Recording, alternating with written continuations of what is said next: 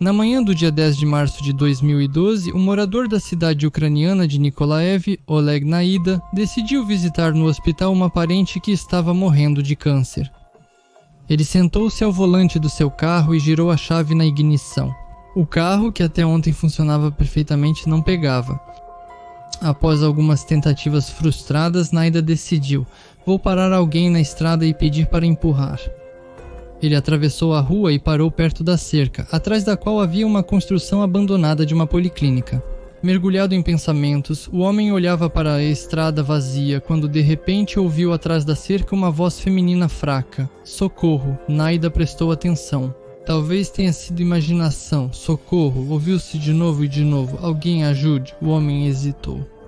Na construção abandonada havia muitos cães de rua, e à noite, viciados e moradores de rua costumavam se reunir lá. Mas a voz feminina, após um breve silêncio, implorou novamente: Socorro, Naida! E não ousou entrar sozinho no terreno da construção, ficou lá por uns 10 a 15 minutos, mas acabou tomando coragem e ligou para a polícia.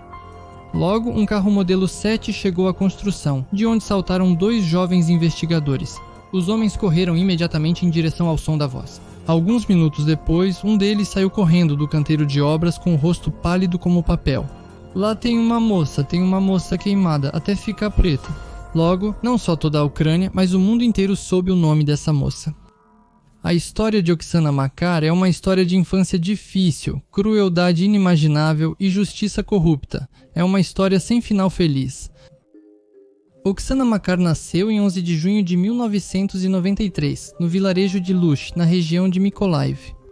A família da menina era desestruturada. A mãe, Tatiana, tinha 3 condenações, inclusive por assalto. Sergei Makar, o pai de Oksana, também tinha condenações por roubo e distribuição de substâncias proibidas.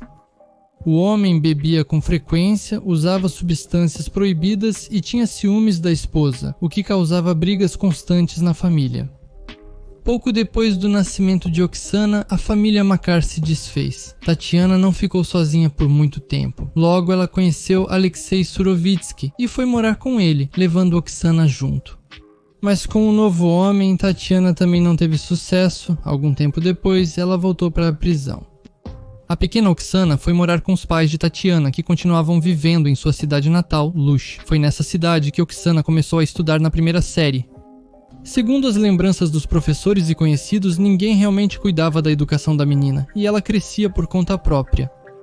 Oksana não tinha boa reputação na escola. A menina não via nada de errado em mexer na mochila de um colega de classe e certa vez chegou a tirar a carteira da bolsa de uma professora. Apesar de tudo isso, a menina era amigável e generosa, compartilhava com prazer doces e frutas que trazia consigo com os colegas de classe. Na terceira série, Oksana foi transferida para um internato especializado. Os professores lembram que ela frequentemente era explosiva e amava a liberdade, tendo fugido da escola várias vezes. A menina tinha um desempenho mediano nos estudos, mas gostava de participar das atividades artísticas amadoras. De acordo com a escola-internato, foi diagnosticado que Oksana Makar tinha um leve grau de deficiência intelectual, o que explicava algumas particularidades de seu caráter. A mãe de Oksana, no entanto, não concordava com o diagnóstico, já que na escola não havia um especialista em psicologia que pudesse avaliar profissionalmente o desenvolvimento intelectual da menina. Nessa época, Tatiana voltou a se relacionar com Alexei Surovitsky, casou-se novamente com ele e adotou seu sobrenome. Ela continuava sem cuidar da filha e visitava Oksana uma vez por mês, às vezes a cada 2 semanas. Aos 13 anos, Oksana Makar foi vítima de uma tentativa de abuso por parte de um dos amigos de sua mãe, um certo Vladimir Breslavsky. Naquela época, o homem ajudava Tatiana Finantseva, e Oksana o conhecia bem. Breslavsky, que tinha cerca de 50 anos, frequentemente ia buscar a menina no internato, trazia doces, livros infantis e roupas. Naquele verão, ele levou a menina para passar as férias com ele em Nikolaev. Após um mês sem Oksana voltar para casa, os professores do internato, alarmados, começaram a procurar a menina. Ela foi encontrada em Glukov, região de Sumy. Ao voltar, Oksana contou aos professores que o tio Vova abusou dela e que ela fugiu dele. A mãe de Oksana e os advogados vão negar esse fato no tribunal. Quando Oksana terminou a 6ª série, Tatiana, que tinha acabado de sair da prisão, mais uma vez tirou a menina do internato, alegando que ela estava mal lá. Até sua morte, Oksana não estudava nem trabalhava. Depois de um tempo, Tatiana Surovitskaya conseguiu um emprego em Kiev e se mudou para lá, enquanto Oksana ficou no vilarejo de Luch com os avós. Na noite de 9 de março de 2012, Oksana decidiu comemorar o Dia Internacional da Mulher em um dos cafés da cidade de Nikolaev. No café Bar Hibika, onde ela já tinha estado várias vezes, a garota comprou uma garrafa de cerveja e uma caixa de suco natural e sentou-se à mesa. Por volta das 10 da noite, um grupo de homens entrou no café, também frequentadores habituais que Oksana conhecia. Começaram a conversar e logo o grupo convidou Oksana para se juntar a eles.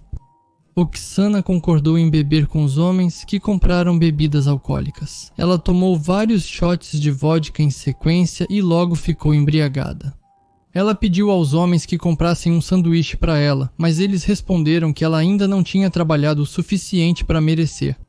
Segundo a própria Oksana e sua mãe, enquanto ela se virou, os homens colocaram alguma substância em sua vodka, possivelmente um sonífero.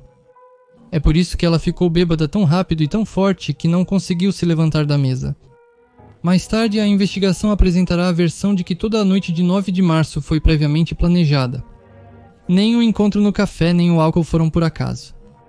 Depois de algum tempo, 2 dos homens, Artyom Pogosyan, de 22 anos, e Yevgeny Krasnoshchek, de 23 anos, sugeriram a Oksana que fosse com eles até o apartamento de Maxim Priziznyuk, de 24 anos, que a garota também conhecia. "Vamos sentar, beber um pouco, você não estará sozinha, não tenha medo", diziam para convencer a garota. Oksana não gostava de Maxim Priziznyuk, um típico playboy, filho adotivo de 2 ex-funcionários públicos. Priziznyuk já perseguia a garota há vários meses, literalmente tentando convencê-la a namorar com ele até oferecer o dinheiro para ela. Oksana recusava, mas o rapaz era insistente e não desistia. Naquela noite, ela acabou concordando em ir ao apartamento de Priziznyuk. Oksana nem imaginava o que a esperava lá. Os homens retiraram Oksana do café pelos braços e a puseram no carro.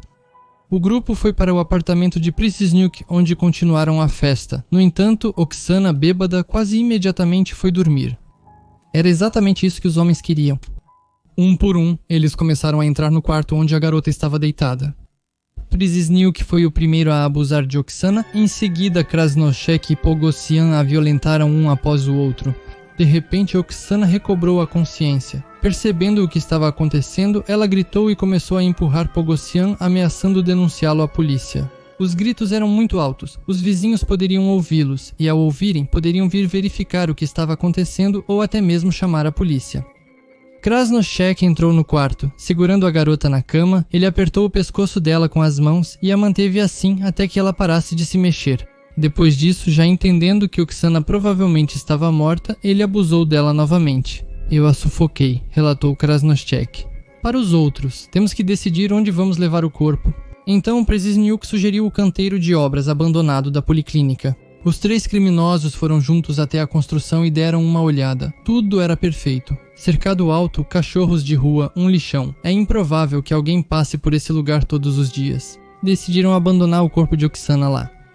Os homens voltaram para o apartamento. Krasnoshchek entrou no quarto onde Oksana estava deitada e ficou chocado. A garota ainda respirava, indicando que estava viva. Krasnoshchek andava de um lado para o outro no quarto e pegou um cordão. Desta vez, ele apertou com toda a força até que a garota ficasse imóvel novamente. Após confirmar que Oksana não respirava, ele envolveu seu corpo em um cobertor e fronha e contatou os colegas. Os 3 juntos carregaram a garota para fora do prédio. Na saída, o cobertor escapou das mãos do bochechudo, Oksana caiu no asfalto, o corpo bateu surdamente no chão, mas não houve nenhum gemido ou grito.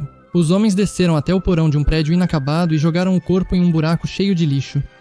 Para se livrar do corpo, certamente decidiram atear fogo no lixo.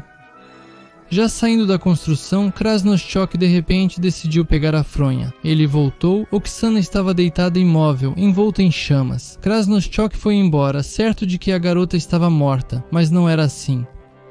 Oksana Makar passou toda a fria noite de março em uma vala de lixo. A garota recobrou a consciência e começou a pedir ajuda, mas não havia ninguém por perto. Oleg Naida contou mais tarde em uma entrevista que ficou ouvindo a voz por cerca de 10 minutos antes de decidir chamar a polícia, pois tinha medo de ser responsabilizado por um alarme falso. Sinceramente, eu fiquei com medo de entrar lá pelo muro. Mas depois de ficar parado por uns 10, 15 minutos, eu pensei, bom, eu sou uma pessoa consciente, e daí, se for um alarme falso, 102... Vou pedir desculpas. Em 20 minutos após a ligação, chegaram 4 viaturas da polícia na construção. A ambulância só chegou depois de 40 minutos, apesar de a estação do Serviço de Atendimento Móvel de Urgência estar bem perto.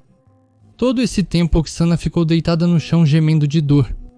Quando os policiais atiraram do buraco, Oksana tentou ficar de pé, mas não conseguiu por causa da dor intensa. Os agentes cobriram a nudez de Oksana com um sobretudo. Ficaram assustados ao ver o corpo de Oksana preto de queimaduras com marcas de estrangulamento no pescoço.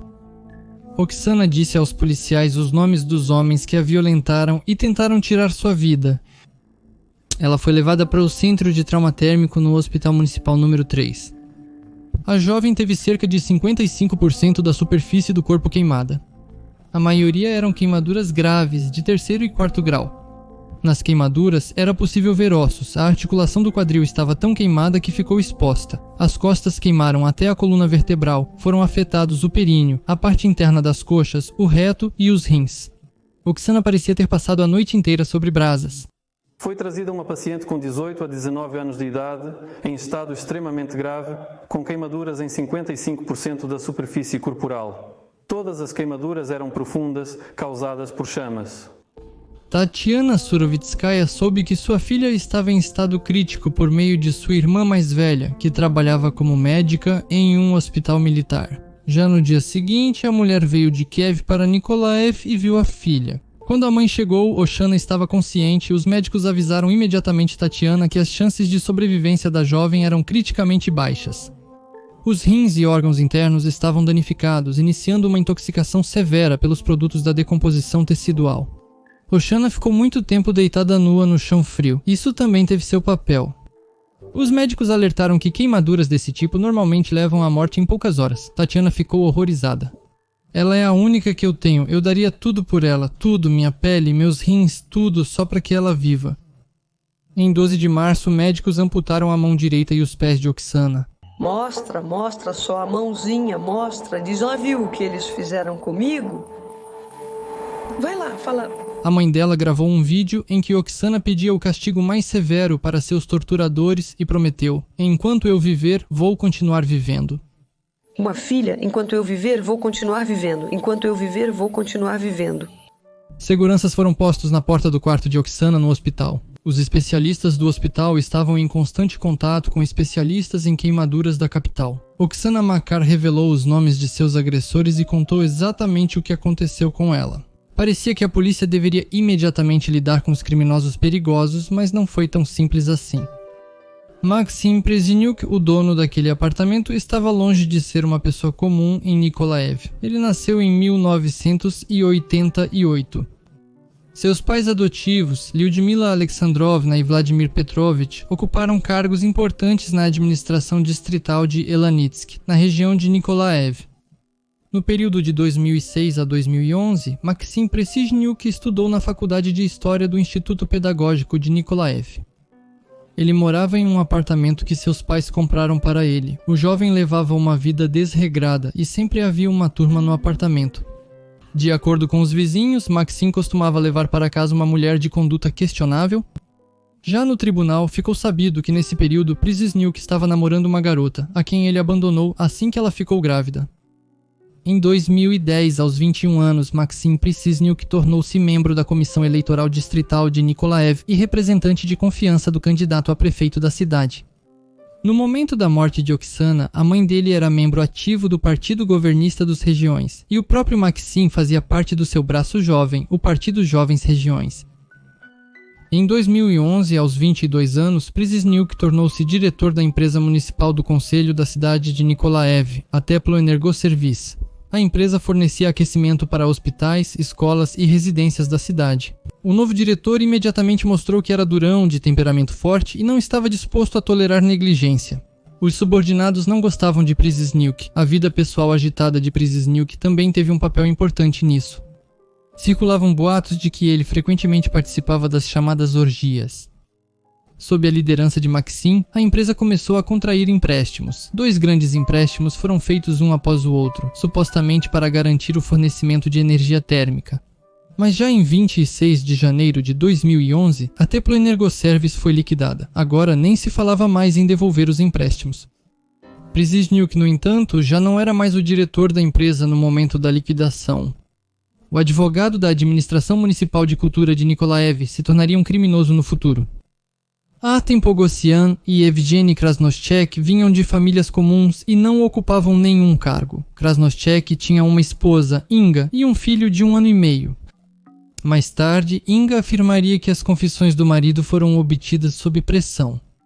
Os 3 criminosos foram detidos no mesmo dia em que Oksana foi encontrada, ou seja, no dia 10 de março.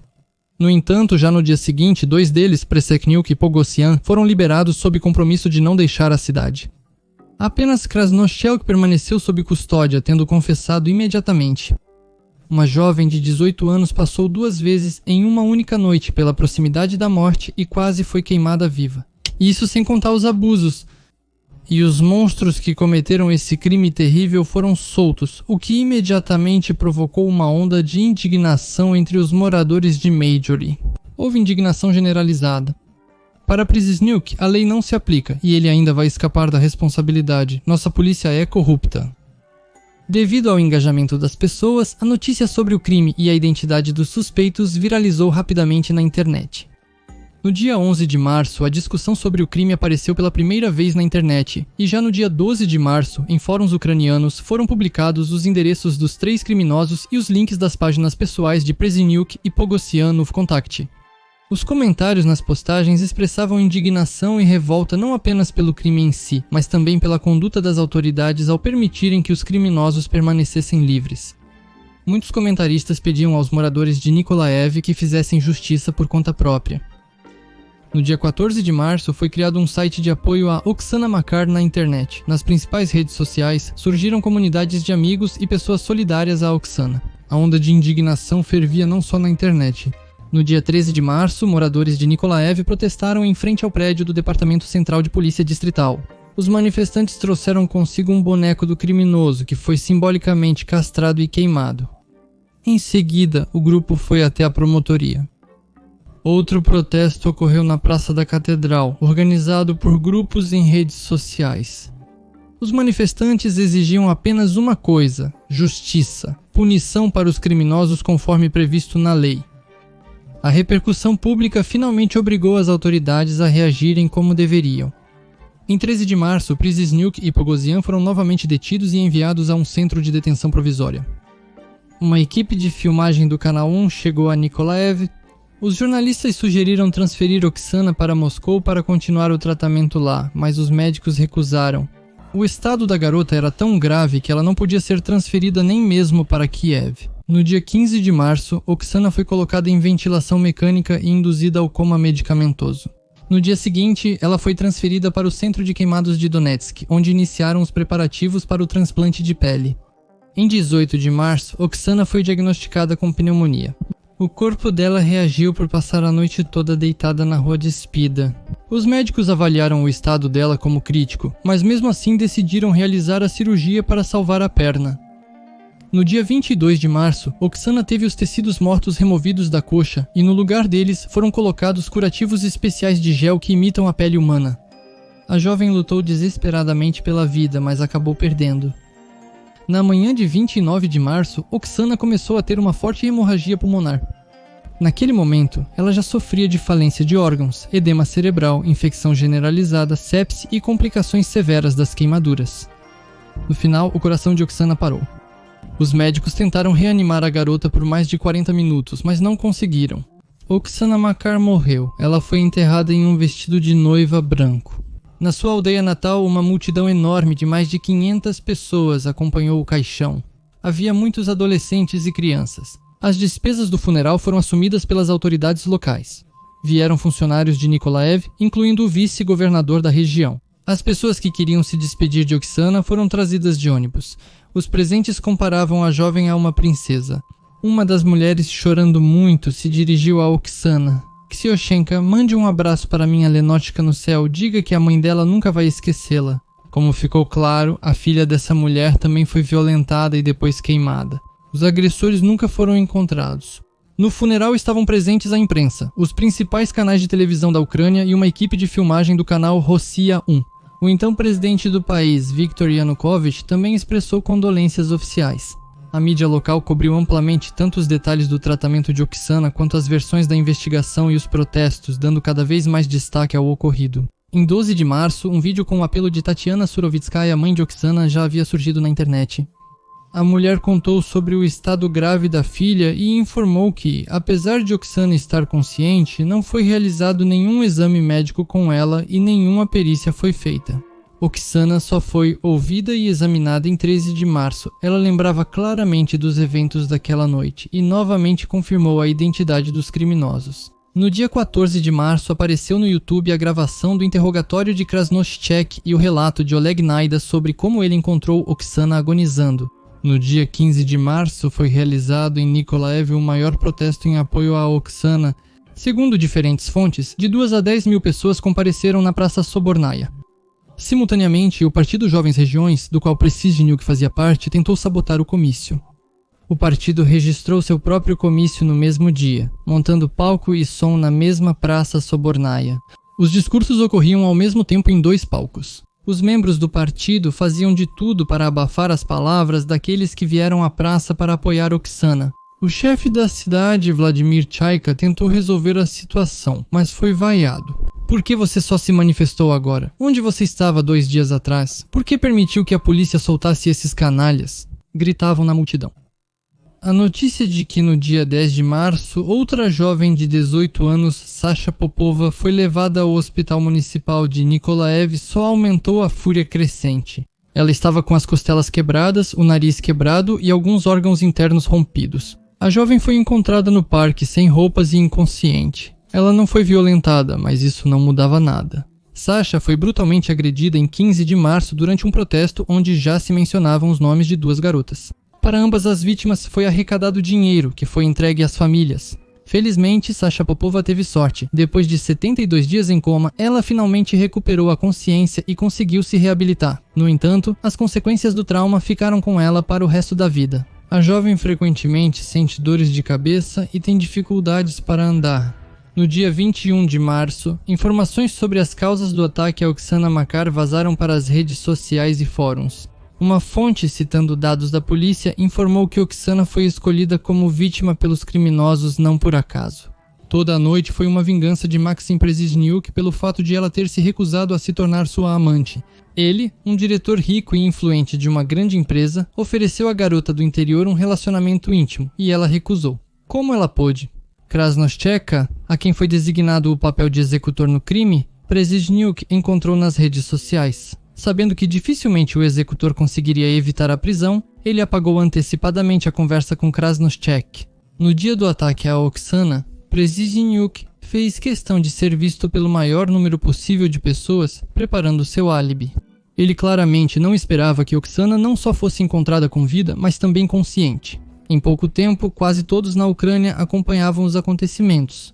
O crime foi ouvido tanto na Rússia quanto em outros países europeus. A mídia ucraniana chamou esse crime de um dos mais horríveis dos últimos anos. O canal 1 dedicou um episódio de Deixe Eles Falarem a Oksana, segundo eles. Praticamente todos os maiores meios de comunicação europeus e sites de notícias ao redor do mundo contaram sobre ela para seu público. O New York Times escreveu sobre Oksana. Makar veio a este mundo para abrir os olhos da sociedade ucraniana sobre a mãe de Oksana. Constantemente chegava dinheiro de pessoas solidárias tanto da Ucrânia quanto da Rússia e de outros países. Nem Preciznuk, nem seus comparsas, nem os parentes deles ofereceram ajuda. No período até 16 de março, protestos em apoio a Makar aconteceram em Kiev, Odessa, Kharkiv, Sumy, Lviv. Em Lviv, o protesto se chamava Cuidado Mazhori e foi realizado tanto em apoio a Oksana quanto contra a injustiça das autoridades. Em 15 de março, ativistas do movimento Femen, defensoras dos direitos das mulheres, protestaram topless em frente à Procuradoria-Geral da Ucrânia, exigindo punições severas para os criminosos. No dia em que Oksana morreu, um novo protesto ocorreu em Nikolaev. As autoridades da Ucrânia não tinham para onde correr, a comoção pública foi tão grande que todo o país ficou abalado. O nome de Oksana Makar foi mencionado pela primeira vez durante uma sessão da Rada Suprema em 14 de março. Foi feita uma proposta para o retorno da pena de morte. Um dos deputados sugeriu a castração para pessoas que abusaram de menores e propôs a iniciativa de doar um dia de salário dos deputados para Oksana.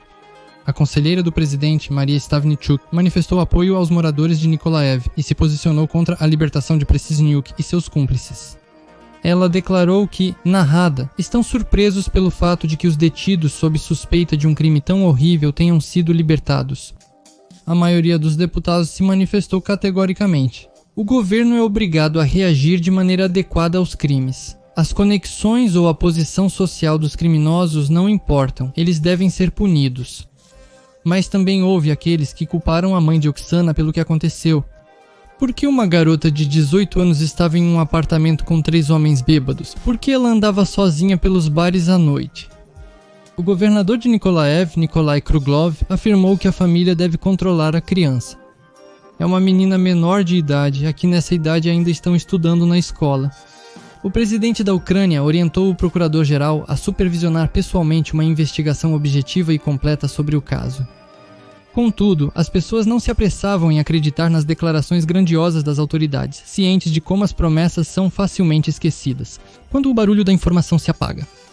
E até mesmo as autoridades já estavam fazendo de tudo para se proteger. Por exemplo, ficou conhecido o comunicado do porta-voz do Departamento de Polícia da região de Nikolaev. A funcionária declarou que, no momento em que Oksana foi encontrada, ela estava em tal estado que não conseguia prestar nenhum depoimento. Enquanto isso, numerosos depoimentos de testemunhas confirmam o contrário.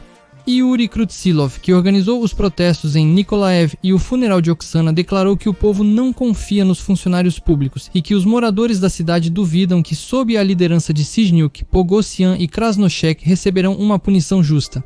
A declaração do governador sobre tentar impedir os protestos e a inação policial convenceram as pessoas de que as autoridades pretendem acobertar os criminosos. Nós vamos exigir a demissão das pessoas envolvidas no fato de que 3 criminosos ficaram em liberdade, declarou Krutsilov. A investigação se prolongava. Somente uma semana após o crime, os investigadores foram ao apartamento de Sizhniuk e realizaram uma busca. E só então os investigadores encontraram as primeiras provas materiais, preservativos usados. No dia 12 de abril, a investigação do caso foi concluída. O Ministério Público declarou que a culpa dos 3 suspeitos foi totalmente comprovada. A primeira audiência do caso de Oksana aconteceu em 12 de junho de 2012. Durante a audiência, Evgeny Krasnoshuk e Maxim Preciznuk admitiram sua culpa parcialmente. Assim, Preciznuk afirmou que Oksana teve relações sexuais com ele de forma voluntária e Krasnoshuk também afirmou que perguntou pessoalmente à garota sobre o ato sexual, e ela concordou. Artyom Pogosyan chorou e jurou que não tocou na garota. Ele não participou do incêndio enquanto Oksana ainda estava viva e não é culpado de nada. Ele não sabia das intenções de Preciznuk e Krasnoshek, e quando viu Krasnoshek tirar a vida de Oksana, começou a pedir para ele parar. E então Preciznuk o ameaçou. Você será o próximo se não ficar quieto. Ou você está conosco ou contra nós. Pogosyan não pôde fugir do apartamento, pois Preciznuk trancou a porta com a chave. Ele teve que ficar e ajudar os criminosos. Nenhum deles se arrependeu do que fez, nem pediu perdão à mãe de Oksana. Os advogados dos réus protelavam as audiências do caso ao máximo. Somente em 11 de outubro as audiências finalmente foram concluídas, e em 27 de novembro o Tribunal Distrital Central de Nikolaev considerou todos os 3 culpados dos crimes imputados: abuso, homicídio com especial crueldade cometido por um grupo de pessoas em conluio prévio. Conforme a sentença do tribunal, Evgeny Krasnoshek foi condenado à prisão perpétua, Maxim Preciznuk a 15 anos de prisão e Artem Pogosyan a 14 anos. No entanto, nem a defesa dos réus, nem a parte da vítima ficaram satisfeitas com a sentença. Tatiana Surovitskaya acreditava que todos os 3 deveriam receber prisão perpétua. Os advogados de Preciznuk consideraram a sentença para seu cliente muito severa. Eles afirmavam que, mesmo que Preciznuk, Krasnoshok e Pogosyan tivessem a intenção de embebedar Oksana e abusar dela, eles não tinham a intenção de queimá-la viva. Além disso, na apelação eles escreveram que Oksana Makar não morreu em decorrência de ter sido estrangulada 2 vezes e depois incendiada. A morte da garota é culpa dos médicos, que demoraram mais de 30 minutos para chegar à construção. Em segundo lugar, prestaram a Oksana um atendimento ineficaz. Poghasyan, Preciznuk e Krasnoshek não estão envolvidos na morte da jovem. Mas então, quem enrolou o cordão no pescoço da Oksana e tirou sua vida? Indagou o juiz. Preciznuk respondeu Krasnoshek. Nesse momento eu estava no banheiro, eu não estava lá, respondeu Krasnoshek. Nesse momento eu estava em outro cômodo e não vi nada. E eu tive uma dor no coração, eu realmente não sabia de nada, acrescentou Poghasyan. O Tribunal de Apelação rejeitou os recursos de ambas as partes, mantendo a sentença inalterada. A mãe de Oksana continuou. No final do verão de 2013, Tatiana Surovitskaya enviou uma apelação ao Tribunal de Cassação, onde novamente pediu prisão perpétua para Preciznuk e Poghasyan, mas o recurso foi negado.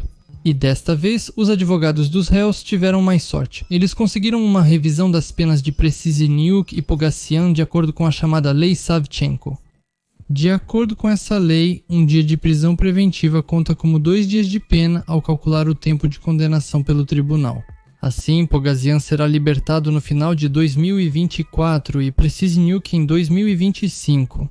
Um ano antes do que deveriam. E quanto aos agentes da lei que atrasaram a investigação?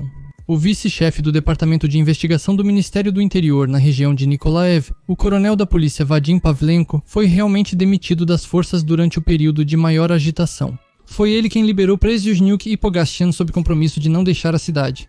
Bem, e ainda antes do fim do julgamento, ele foi reintegrado ao trabalho, embora rebaixado de cargo.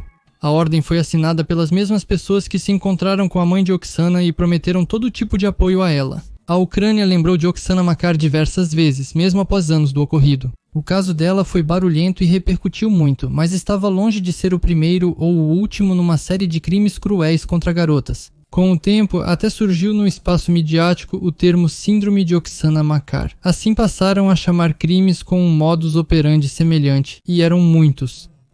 No mesmo ano de 2012, Lysychansk. Anna Vinokurova, de 23 anos, estava tomando sol na praia com a mãe quando o ex-namorado atacou as duas. Ana, depois de espancá-la. As duas e jogado gasolina nelas, ele ateou fogo. Ana morreu. 2013, Kharkiv. Yulia Irnidenko, de 17 anos, foi visitar alguns conhecidos. A garota foi embebedada, colocada na banheira, regada com aguardente e incendiada. Yulia, que sofreu queimaduras graves em quase 90% do corpo, lutou pela vida por 10 dias, mas acabou falecendo. Em 2013, na vila de Vrodievka, na região de Nikolaev, 2 oficiais da polícia sequestraram uma jovem chamada Irina Kroshkova, abusaram dela e depois tentaram matá-la. Durante vários dias, as autoridades investigativas acobertaram seus funcionários, o tenente sênior e o capitão da polícia. E o tribunal se recusou a prender o principal suspeito mesmo depois que a vítima o apontou diretamente. Os protestos em Vrodiivka se tornaram alguns dos mais massivos na Ucrânia, inclusive graças à menção de Oksana Makar. Especialistas dizem que, em casos como esse, a culpa é tanto do total amadorismo dos órgãos de investigação quanto do baixo nível cultural dos criminosos e de suas vítimas, além da sensação de impunidade. Hoje em dia, com dinheiro, é possível livrar qualquer um da culpa. No final das contas, a decisão de tirar a vida de alguém é tomada pelo próprio criminoso, e enquanto para alguns a crueldade continuar sendo algo normal, o número de garotas queimadas vivas só vai aumentar.